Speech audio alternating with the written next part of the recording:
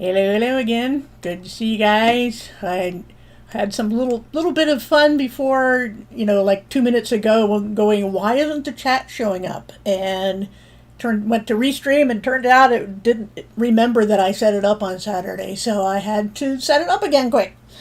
And now I hope I have chat messages showing up on the screen, although Google will, might as well be, YouTube will show chat replays, but just DLive and Twitch will not. So I like to have it on the video.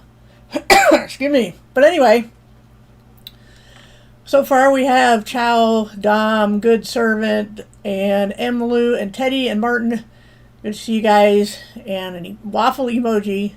Well, we had biscuits and sausage gravy this morning, not waffles, but hey, to each their own. Anyway, what I got on the screen here is an earlier video. I know I had done something similar. This was 3 years ago. It only has 48 views, but what are you going to do? And P Action, good to see you. But it's only, 14 minutes long, so you might want to give that a watch sometime. Just a little slightly different angle usually, which is kind of why it isn't always a bad idea to do something again, to keep repeating things. So, we'll get right into it, and I'm going to go over this document, but before I do, remember the bad Christian years. Some people say they never end, but anyway, remember last week I said about asking questions. Incidentally, that's a line from iRobot. You must ask the right questions. This is the key to all self-improvement and study, and especially studying the Bible, is to ask questions. And also to be a healthy skeptic against those who challenge the Bible. But the questions today we're going to ask are, first of all, what is a religion? Which is what this document is going to go over. And then we're going to go into the more rhetorical questions of how is religion, especially organized religion, inferior to philosophy or to a personal moral code? What is bad about organizing a religion? What makes indigenous or earthy spirituality superior to religion, organized or not? And how does being disorganized or unorganized make any belief superior? Those are the questions we're going to try to look at today. And as I said, I should get you the link to that other video. Sorry about that. So Chow's probably already gone looking for it, but I forgot to do that. And this other one is a PDF. I don't even know if you can find it online anymore, because this website was on its way out when I found this. But, and I can't blow it up any more than that because it's a PDF and it's, I have to scroll sideways, so don't want to do too much of that. So anyway, let's look at this document on defining religion, which was our first question. John Dewey, who incidentally was the founder of, if memory serves correctly, he is the one who founded both the U.S. and Russian or Soviet educational systems. I don't remember if the Soviet Union was in effect then. I don't think it was, but he was in both areas setting up educational systems. And he described humanism as our common faith. Julian Huxley, I think he's a brother or something to Aldous Huxley, who wrote Brave New World, called it religion without revelation. Okay? The first Humanist Manifesto, of course there were more than one, spoke openly of humanism as a religion. Many other humanists could be cited who have acknowledged that humanism is a religion. In fact, claiming that humanism was the new religion was trendy for at least 100 years. Perhaps beginning in 1875 with the publication of The Religion of Humanity by Octavius Brooks Frothingham in 1800, son of the distinguished Unitarian clergyman. Isn't that interesting?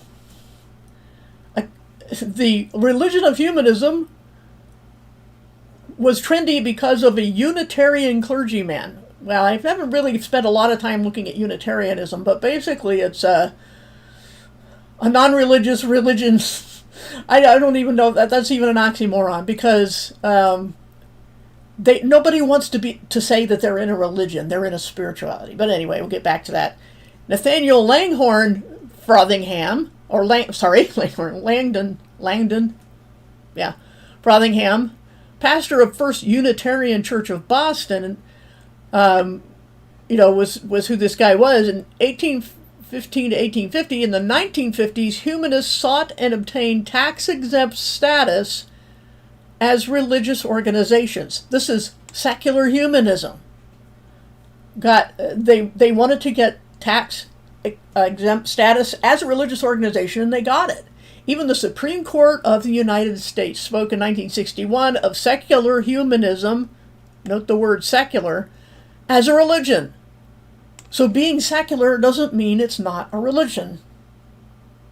Okay? It was a struggle to get atheism accepted as a religion, but it happened. From 1962 to 1980, this was not a controversial issue. Good to see you, Rachel, also.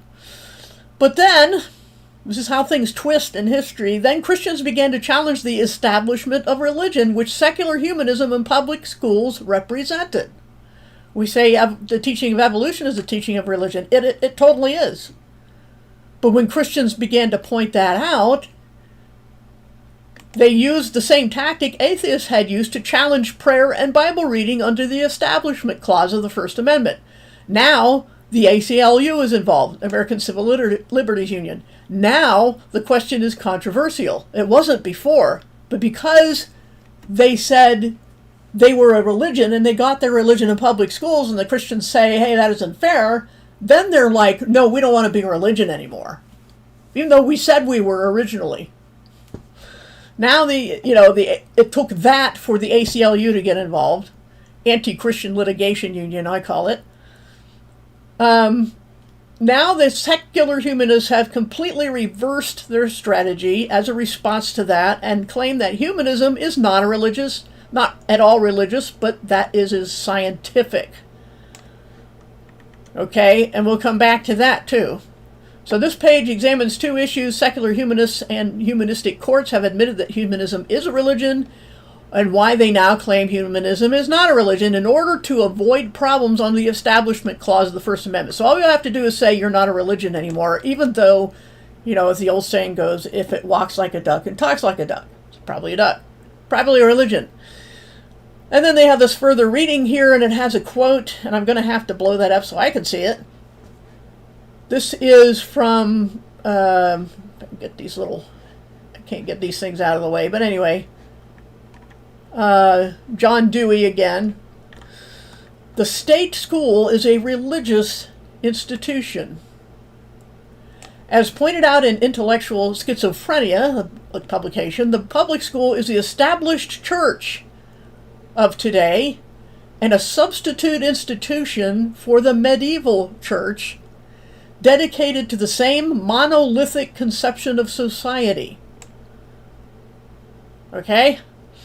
Some years ago, Dewey very candidly discussed education as a religion in the New Republic publication, August 1922. As Whitehead observed, the essence of education is that it be religious. The public or state schools have thus been inescapably religious.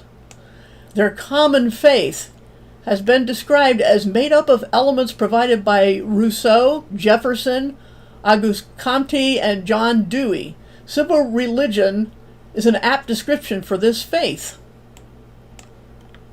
The next time somebody tries to tell you that they're not in a religion, show them that. Anyway, oops, I have to reduce the size again so I don't have to scroll back and forth. Go back to here in 1961, and I will have to scroll sideways. The Supreme Court acknowledged that secular humanism was a religion. Nevertheless, many humanists deny the significance of the court's assertion. In order to buttress the claim that the identification of secular humanism as a religion in a footnote in the Torquato case is more than mere dicta, which is just edicts. Here is a memorandum prepared at the request of the staff of the Committee on Education and Labor by Congressman John Conlon. And in order to make it not scroll back and forth, I have to make it so small I can't even see it very well. So anyway, the U.S. Supreme Court cited secular humanism as a religion in the 1961 case of Torqueso versus Watkins. Roy Torqueso, the appellant, a practicing humanist in Maryland, had refused to declare his beliefs in Almighty God as then required by state law in order for him to be commissioned as a notary public. The court held that the requirement for such an oath invades appellant's freedom of belief and religion. The court declared in this case that no establishment clause of the First Amendment reached far more than churches of theistic faith. In order to get out of this problem, they had to create another one.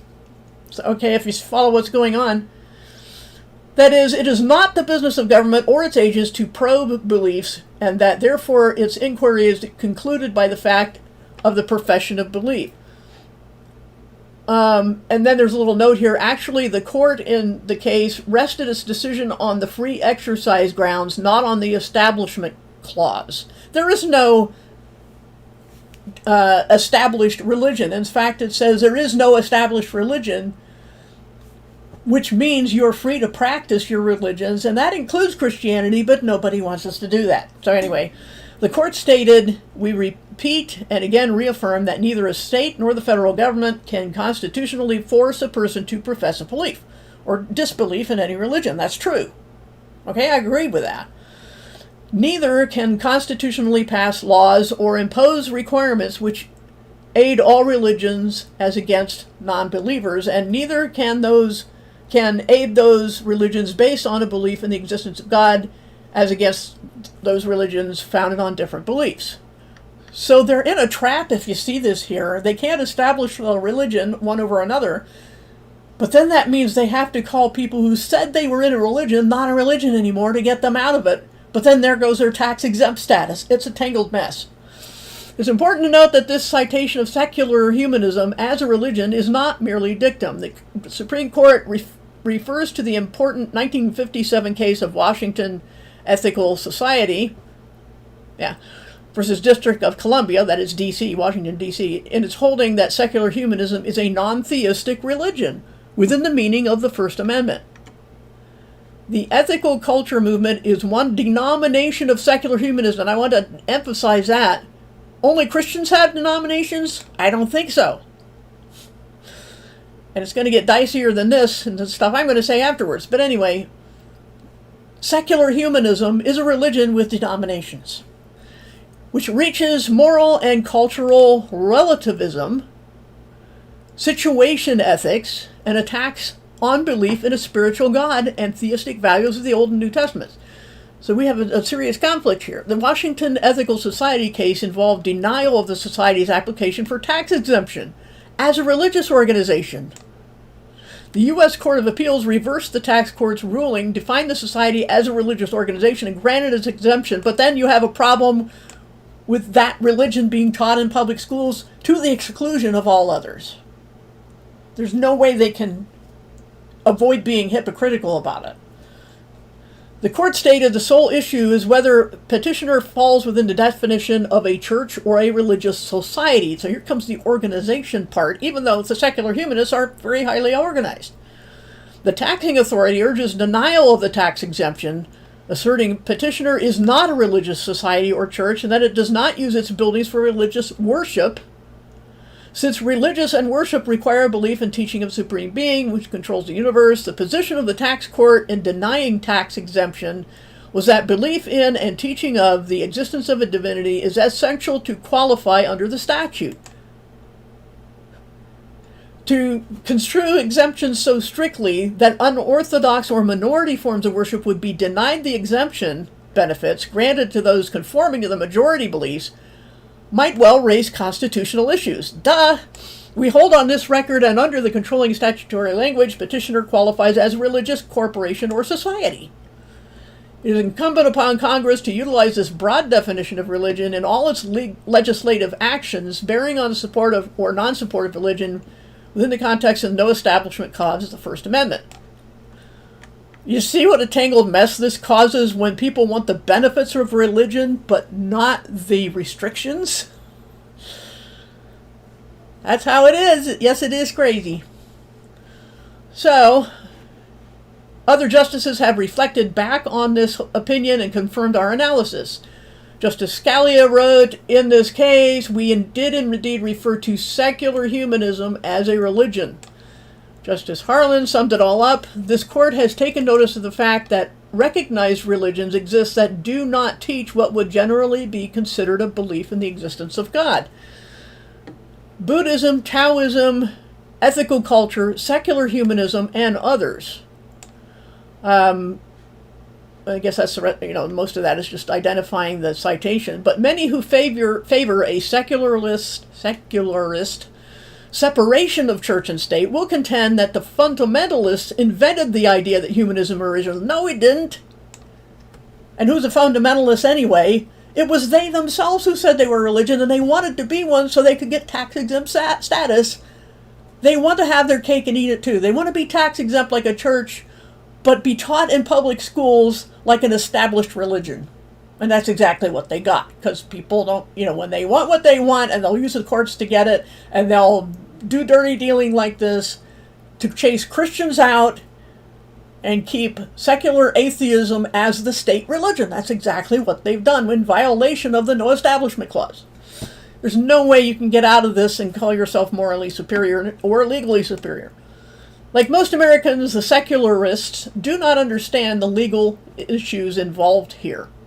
The humanist-dominated court is permitting secular humanists to have their cake and eat it too. So it's a religion when they want it to be, and not a religion when they don't want it to be, and that's not fair, and they don't care. So, again, the court has undeniably defined secular humanism as religion for free exercise purposes. When secular humanists want the benefits of a religion, they get the tax exemption. Secular humanism has been granted tax-exempt status as a religion. Then there's conscientious objections. Even though Congress originally granted conscientious objector status, which just means I don't want to be drafted, only to those who objected to war for religious reasons, such as belief in God, the Supreme Court turned around and said that humanists who don't believe in God are religious for conscientious objection purposes, holding that a belief in a supreme being is not a necessary component of religion, quoting a secular humanist source. They're hypocrites is what they are. So secular humanism is emphatically and undeniably a religion for free exercise purposes. Any claim that the clear weight of the case law is against the proposition of it being a religion is a misleading claim. Secular humanism is a religion, but it's violating the Establishment Clause because it's the only religion allowed in public schools. So here's where they go into that. First they said secular humanism is a religion for free exercise purposes, not a religion for establishment purposes. In other words, they're saying, yeah, we're hypocrites. And it's in law, and the Supreme Court said so, and there's nothing you can do about it. But when Christians attempt to get the religion of secular humanism out of the government schools based on the same emotional frame of mind which atheists had when they went to court against God in schools, then pro-secularist courts speak out of the other side of their faces and say that the secular humanism is not a religion for Establishment Clause purposes. I hate having to scroll that sideways, but it explains why so many are confused, very kind word, about whether it's a religion. Here's the rule. When the humanists want the benefits of religion, it's a religion. When humanists are challenged for propagating religion in public schools, it's not a religion. If that sounds insane, it is. But all insane people are still rational. I don't know what they mean there. This insanity is cloaked in the rational sounding rhetoric of case law, I think it is, of constitutional law. So there's the summary. Secular humanism is a religion for free exercise purposes, not a religion for Establishment Clause. That is having your cake and eating it too. It's hypocrisy of the highest order. And then they go into a case law of a high school biology teacher who tried to balance the teaching of evolution with creation based on the claim that secular humanism and its core belief, evolutionism, is a religion. The court emphatically rejected this claim. Let's read how they managed to do that. We reject this claim because neither the Supreme Court nor the Circuit has ever held that evolutionism or secular humanism are religions for Establishment Clause purposes. Indeed, both the dictionary definition of religion and clear weight of the case law are to the contrary. The Supreme Court has held unequivocally that while the belief in a divine creator of the universe is a religious belief, the scientific theory, oxymoron, that higher moron, let me do that again. A scientific theory that higher forms of life evolved from lower forms of life is not. What? The Supreme Justices are speaking out of both sides of their mouth. Then there's another case refusing to adopt the district court's holding that secular humanism is religion for Establishment Clause purposes. It says that while religion should be broadly interpreted for free exercise, anything arguably non-religious, what? They said they were religion, should not be considered religious in applying the Establishment Clause. In other words, they staged a coup on the educational system, at least in the U.S., where they get to be the state religion. And that's all secular humanism and evolutionism are. Where there's one, there's the other. You have to believe in evolution if you don't believe there's a creator. You have no choice. And as I've said before, it's an infinite regress fallacy to say, well, we were seeded from aliens from somewhere else. Well, where'd they come? Where'd they come from? Eternal regression fallacy. It doesn't answer the question. It just moves the goalpost to a place where nobody can prove or disprove, and then they think that's science. Thus, a teacher who wants to tell his students about his religious belief is free to do so if his religion is the religion of secular humanism, but may not tell his students his religious belief if his religion is Christianity. Christians are not even allowed to discuss Christianity with students during lunch break, while secular humanists are allowed to teach the tenets of the religion of secular humanism from the blackboard during class. And there weren't riots in the streets over this. This isn't the first generation that we're in now that just sat idly by and watched the government take over. These roots of this coup go back generations at least. Hey, Amanda, good to see you too. So Pelosi, this guy, alleges the school district ordered him to refrain from discussing his religious beliefs during instructional time and to tell any student who attempted to initiate such conversations with him to consult their parents or clergy. He claims the school district in the following official reprimand defined instructional time as any time the students are on campus, including lunch break and the time before, between, and after classes. Who else would put up with that, and why do Christians put up with that? Why didn't they pull their kids from government schools at least a generation ago? And here's the reprimand. You are hereby directed to refrain from any attempt to convert students to Christianity. Who said they were trying to convert them? Just talking about it. Or initiating conversations about your religious beliefs during instructional time, which the district believes includes any time students are required to be on campus and when they arrive for the purpose of attending school for instruction, etc., etc., etc. So Pelosi seeks a declaration that this definition of instructional time is too broad, and that he should be allowed to participate in student-initiated discussions of religious matters when he's not actually teaching class. How is that not fair? The school district's interest in avoiding an Establishment Clause violation trumps Pelosi's right to free speech. So they've violated another clear constitutional right in order to pull off this reprimand. So, while at the high school, in the classroom or not, Pelosi is not just any ordinary citizen. He's a teacher. He is one of those especially respected persons chosen to teach the high school classroom. Well, why do they get to teach secular humanism? And why do we ask why?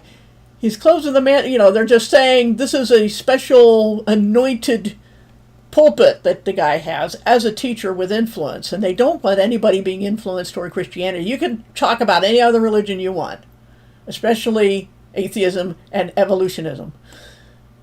So they, all this legal mumbo jumbo, lame excuses and fallacies, secular humanist teachers and school administrators who are protected by the Free Exercise Clause of the First Amendment as members of tax-exempt religious organizations and conscientious objectors are free to propagate their views in schools, but Christians are not.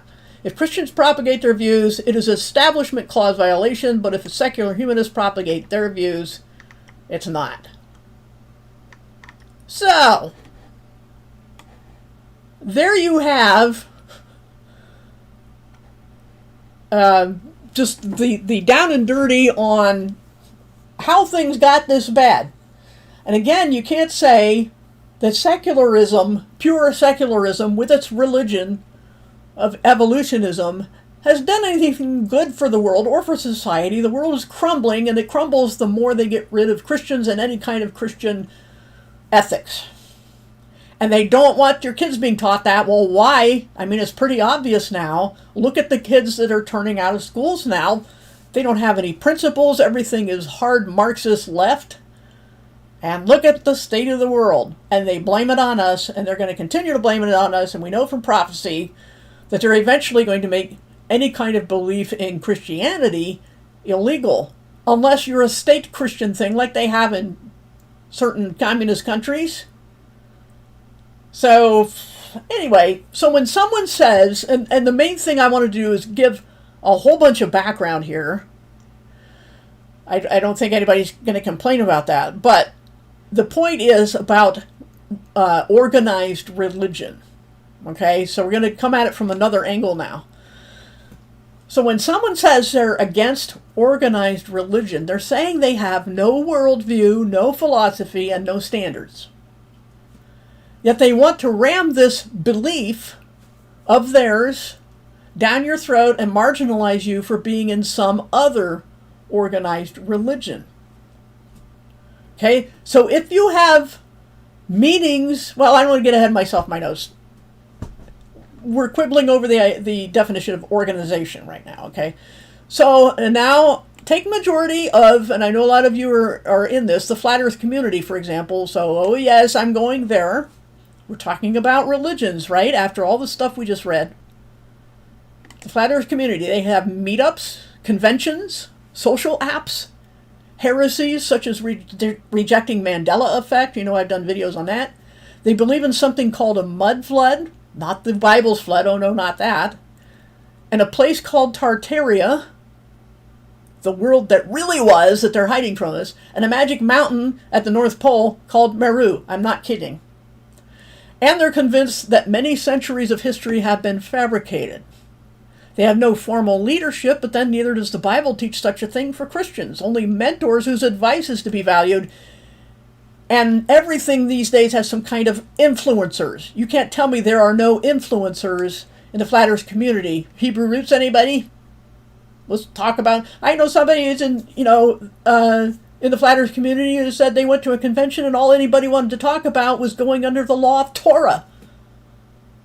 Was this a Flat Earth convention or a Hebrew Roots convention? Hard to tell the difference because that religion owns the Flat Earth community. And they believe they have found the truth, but forbid you to say so, or else you're arrogant. If you say you found truth, they tell you, oh, you're just arrogant. You think you know something and you don't. But we know you're wrong. They have slogans like belief is the enemy of knowing. I don't know how many times I've seen that. And that every spiritual practice they have, such as the third eye, kundalini, other Hindu-derived religious views, is actually scientific. Where did we see that before? We heard that in that article I went over, didn't we? This one on the screen. And that sending positive thoughts actually does something, but prayer to God does not. And we're still talking about the Flat Earth community. They're zealous. They gather to talk about Flat Earth day and night. They go out evangelizing and street preaching. Not kidding. And, like secular humanists, they have denominations, separate communities that renounce each other. They also have fake flat earth things like the Flat Earth Society. Are there fake Christian things? Ever heard of, Westboro Church? That the left likes to quote as actual fundamentalist Christians? So, 6 years ago, I made videos about the uncanny parallels of this community with church history, and nothing has changed. Now, everybody explained to me how this isn't a religion. After all the things we read in this article, tell me why the Flat Earth community isn't a religion. Explain that to me. And hi to more people. I'm sure I've missed some, so. But in all fairness, having said that, we can say the same of the anti-Flat Earth and anti-creationism communities and everything mainstream. The whole world worships at the altar of political correctness, as we saw in the live stream called Brave New 1984. Freedom of conscience is considered rank heresy, and everything but sin is offensive. Like I said, we went over that before. And if you want to look at someplace like North Korea, where they worship their leader as God, now the whole world is being herded into the mindset of worshiping the state as a god. And trust me, this is all highly organized. Tell me again how none of these organizations are organized. From experience, it's obvious to me that the phrase organized religion is a euphemism for Christianity. That is to say, they don't want to come across as overtly against Christianity because there are Christians in the group, so they say we're against organized religion. And the Christians, in order to be part of that community, have to say, I'm not a religious Christian, I'm not in organized churches. Okay? But they should at least be honest and open about it. Why are they using this euphemism? Instead, they pretend that they also reject other major religions, but they don't. Nobody complains when they talk about other religions, or people of other religions discuss their beliefs openly, like Torahism. They'll go out street preaching about flat earth and then say, oh, by the way, you can't use the name Jesus. Yet no one ever whines and protests when other religions are discussed, but I've also gone over the bizarre trend among flat earthers to embrace and zealously push what I've called Torahism, as I've said this many times. And that claims not to be organized religion. The Torahs, they claim they're not an organized religion, all evidence to the contrary notwithstanding. They're in no less of an organization than I am, since my local church isn't beholden to any overarching authority besides Jesus anyway, and Christians seem to be almost impossible to organize online. I've tried it for years. Tell me I'm in an organization, but you're not? An organized religion? The fact remains that obedience to an arbitrary subset of the law of Moses, which is what Torahism is, it's very selective, is highly religious. And the irony of this religion permeating a group that claims to be against organized religion escapes them. I mean, you've all heard, in the Flat Earth community, David Weiss, he says a lot of interesting things. He gets on other people's podcasts and whatnot and explains Flat Earth. And then he says, the religion question always comes up, and he says, oh, no, I'm not an organized religion. Why is that a thing? Why is that such a bad thing? And why does he want to separate himself from organized religion? Because they know what they really mean is Christianity.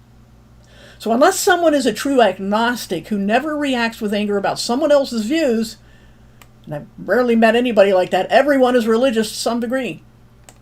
And unless you never meet up with others of your viewpoint, your religion is organized. And if what they really mean is some kind of hierarchy, they should say so. Why don't they? But once again, being organized does not mean that your belief is inferior or false or closed-minded. Don't let anyone marginalize you for being a Christian. Call them out for their double standard when they try it. Because they want to put you, like I said, in the ghetto of whatever forum or server you're in. They want to push you to the side. No, we don't want to talk about that because people argue. Like they don't argue about flat earth. They have debate channels just for arguing about flat earth. But if you argue about religion, this is verboten unless it's like Buddhism or spirituality or disorganized religion. That's okay. They have the same double standard as the secular humanists. There's no difference. between them. Now, as for that slogan, belief is the enemy of knowing, it implies that belief is nothing more than a wish. They want you to assume that every time they say belief is the enemy of knowing. But we Christians believe Jesus is God in the flesh who rose from the dead because of eyewitness testimony, so we believe because we know. Personal convictions are literally truths we're convinced about, yet people can have opposing personal convictions, so some must be wrong, but only God can have the final say on what is objectively true. Everyone has personal convictions. That doesn't mean they can't be wrong. So in the end, it's still belief. There are some things that can be proven by people of different convictions running the same test or experiment and reaching the same conclusions. Then you're pretty sure, with high probability that you've got an objective opinion. But if all the testers have the same biases, such as against a creator or against Christianity, it still proves nothing. And many times I've pointed out the common problem of people presuming that the only way someone can disagree with their personal convictions is if that other person is defective in some way, such as being ignorant, deluded, stupid, evil, or just stubborn, and I've been called a lot worse than that. If anyone says that to you, they're only being arrogant. Those are the ones who are arrogant, not people who say they've found truth. I mean, what's the point in seeking it if you can't find it? But if anyone says to you that there's something wrong with you for your beliefs, they are being the arrogant ones. They're not proving anything. In fact, they're being religious. How can they not be? And we could call their rationale pop theology because sadly few, if any religion, anybody in any religion, really want to think about it deeply. They just want to belong to a group. So it's pop theology, and it's very biased against Christianity. There's just no way around it. I mean, after all we've gone over in that article about the hypocrisy of secular humanism and the court systems shoehorning their religion on top of all others and being especially averse to Christianity as opposed to, say, Hinduism or Buddhism, they're okay with that. It's the same thing in the flat earth community. It's the same thing in the ball earth community. It's the same thing in any community you can find, online or offline. What do you guys think? Let me interact with the chat a little bit. I did try to find this again online. I didn't think about doing that, but yeah, I mean, the definition of Christian has to come from the Bible. That's where the word Christian is first used. There are two instances in the New Testament where the word Christian is actually used. Although we were first called the Way, that too has branched off into a cult that was popular, several decades ago. But they were first called Christians at Antioch as a pejorative, but the name stuck, and it means, Christ follower. That's what it means. So if you follow Christ, you are a Christian. Just because you don't like what some organizations or denominations do, doesn't mean you can't call yourself that. Even just as flat earthers won't say we're not flat earthers anymore because of the Flat Earth Society. They still say we're flat earthers. Why don't Christians want to use the term Christian? It's because we've allowed ourselves to agree, however subconsciously, that there's something wrong with organized religion, especially organized Christianity. So let me look back here in the chat some more. I know I shouted out some people at the start, but let me see. Rachel Menifee and Martin. Yes, they have, looking way back here, humanism has infiltrated everything. But I wouldn't even say more than humanism, it's anti-Christianity. Amanda Young. Let's see, who else? Dom, I think I mentioned you, I don't remember. Journey's Wake. BB Truth. Let's see, who else? Let's see, Child says, anything not Jesus is unimportant. If Flat Earth doesn't lead you to God/Jesus, it's probably you were dropped on your head as a child. Most of those incidents go unreported, but I required six stitches. And still got it. Great comment, Chow. Thank you, Matthew Eastman. Explains a lot. Let's see, Whiskey Shaman. I think the declaiming of organization is a way to avoid liability for claims the alleged religious person is unaware of or unable to support. Could be. Do you have to be a Christian to believe in the Most High? Well, Jews and Torahists would say they believe in the Most High, and they are adamant that they are not Christians. So it is possible, but if you honor the Bible as God's Word, the whole thing, not just the Old Testament, then as the New Testament says, whoever has the Son has the Father. Whoever does not have the Son does not have the Father. And it was to the Jews who believed in God in the first century that Peter stood up on Pentecost and said, "Save yourselves from this corrupt generation." They had crucified their Messiah, and they had to repent, or they didn't have the Father either. So that's what I think. Okay, and there, Chow said that. I didn't read that yet before I said that. There it is, 1 John 2:23. Thanks for that, Chow. But isn't Christianity man-made? No, it is not. Christianity is Christ-made. Who else could make it? I mean, the Messiah was prophesied, and that is the gospel message. It says that according to prophecy, Jesus was crucified, he was buried, and rose again 3 days according to prophecy. This is what you must believe to be a Christian. And people died horrible deaths for presenting this information. They were told not to speak in the name of Christ, just as the court system in America told Christians not to do. But it isn't our definition of Christian. It's the Bible's definition that matters. And that definition isn't going to change. Okay, good for that, Chow. Acts 4:12. So yeah, a Christian is someone who believes that Jesus died physically, is God in the flesh, who, born of a virgin, lived a perfect sinless life, laid down his life, was crucified, buried, and rose again the third day in a new spiritual, immortal body, and went back to heaven to prepare a place for us, and that when we go to heaven, you know, in the final resurrection of Christians, we too will have spiritual, immortal bodies. And this is why it so galls me that people use the term zombie Jesus, because Jesus is no zombie. Zombies have rotting human flesh, rotting, decaying flesh. Jesus, as he rose, does not, did not, never will. So those who use the term zombie Jesus are just trying to be nasty and mocking and ignorant. It's a very ignorant term. So don't let anybody who's an influencer, especially in the Flat Earth community or the non-Flat Earth community, whoever the influencers are, don't let them tell you that there's something bad or inferior about organized religion, especially Christianity. It pains me to know so many are indoctrinated, especially people we know and care about. But they don't know, maybe if they watched like the first half of today's video, where I'm just reading a document on secular humanism, maybe it would open, turn on a light bulb or something to open a door. God cannot be mocked. He is on a daily basis, but what that means is he is going to have the final say. And those who mock him will suddenly get quiet at the judgment. I'm very positive about that. So,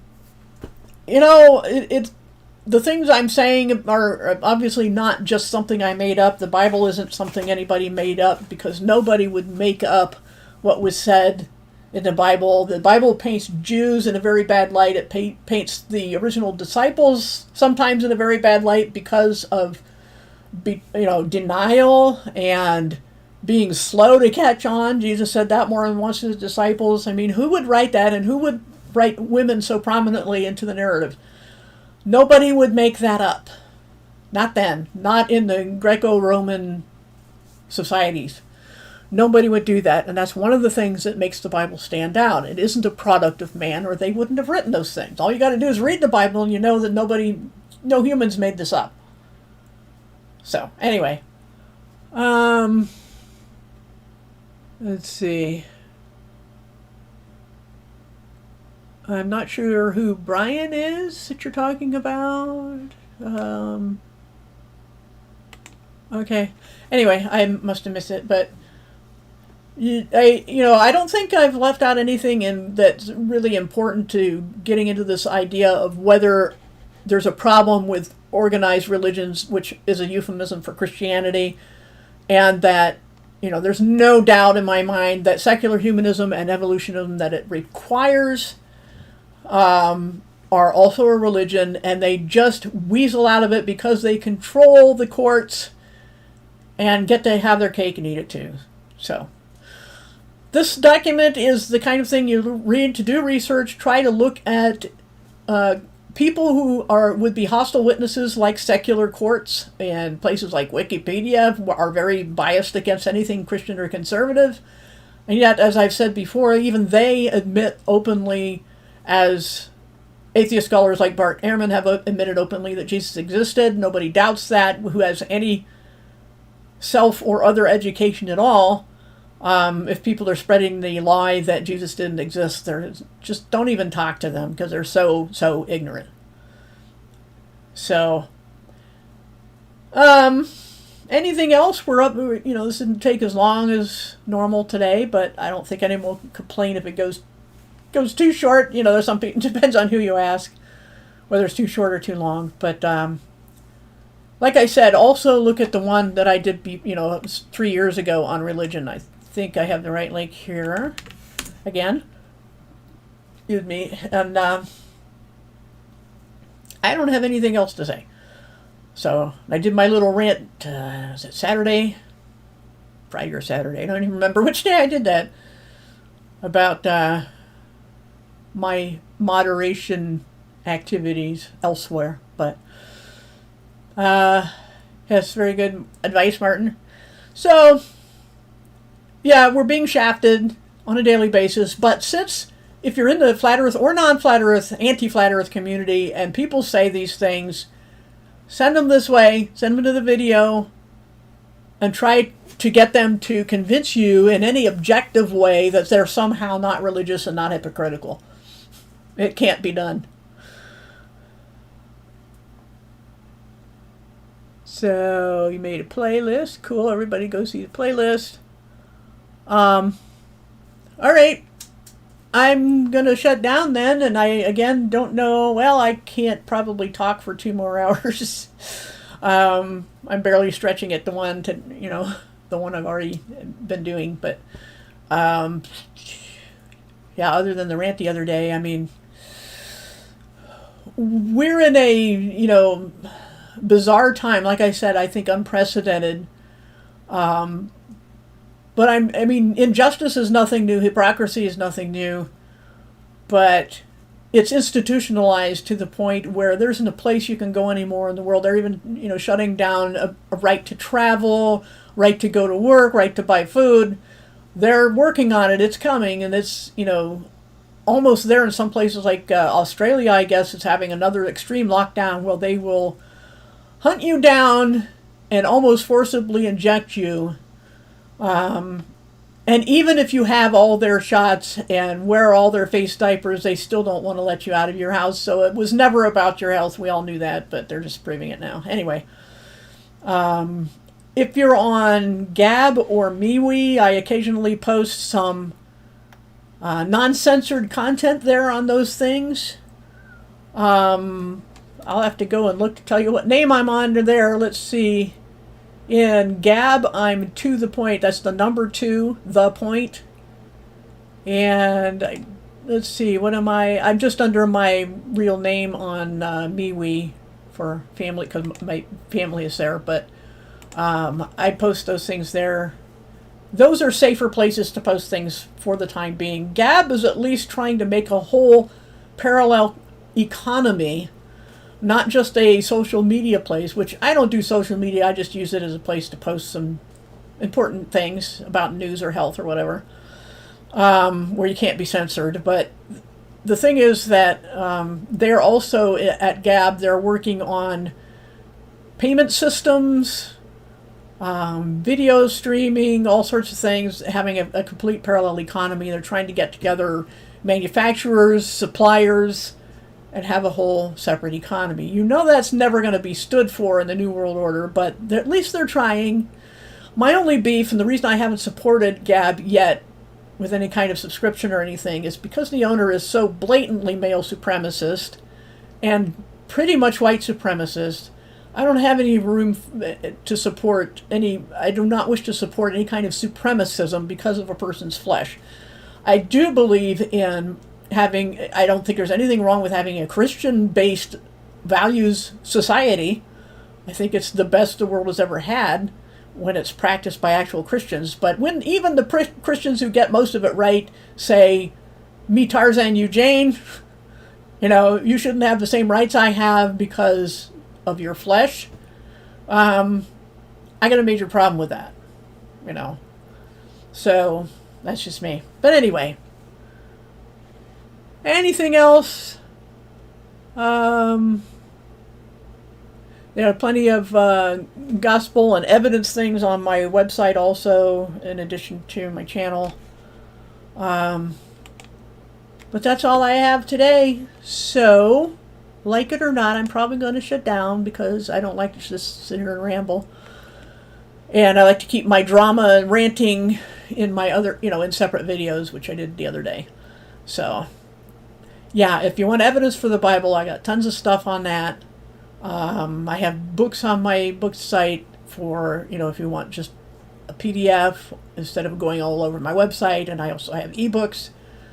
And, if Chow doesn't have the links now, you can post them under the video if you want. And, yeah, everybody have a good week. Let's try to support each other and I know there's other people. There's one, was here earlier. Occasionally some people send me money in PayPal and I don't know why, but they do, and I'm very grateful. And most of the time it's used for medical expenses, or I pass some of it along to help others. So anyway, thanks again, and we will, if we're still here, see you next week.